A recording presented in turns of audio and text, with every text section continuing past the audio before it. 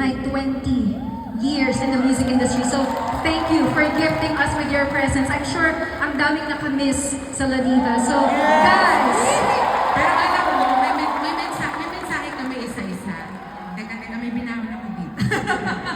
No, I just want to say that I'm so proud of you, Jonah. Alam mo, doon nagkikita kami sa mga events, sabi ko, Jones, sobrang happy ako that at sa dami-daming panahon, sa dami-daming lumipas na pangyayari, nandito ka pa rin and still standing strong. You are too. Definitely one of the best in the industry. Yes, salamat. Comes from the best also. Ay, grabe.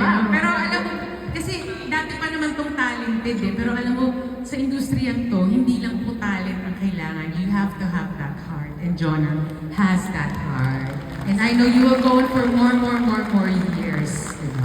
And you deserve everything that you have right now. Lahat itong success na ito, lahat. Because sabi nga ni Hazel, you have a good heart and you're a very, very talented person. Oo, pero alam mo, may isa na lang kaming wish. Kasi sobrang successful mo na. Ano yun? Okay. Alam mo na yung wish mo.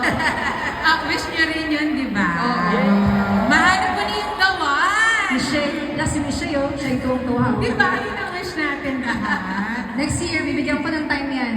Ayan ha, narinig Kasi sa yan. rehearsals kami, may kasama mga chikiting. Kaya nga. Aabangan ko yan. Oo. Pero ito na, meron tayong hinanda para sa kanila. Of course.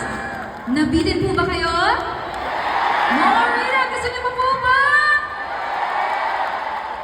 Alright, let's do this. Let's do girls. this. Let's do this. You have to move with us, alright? Like this, like this.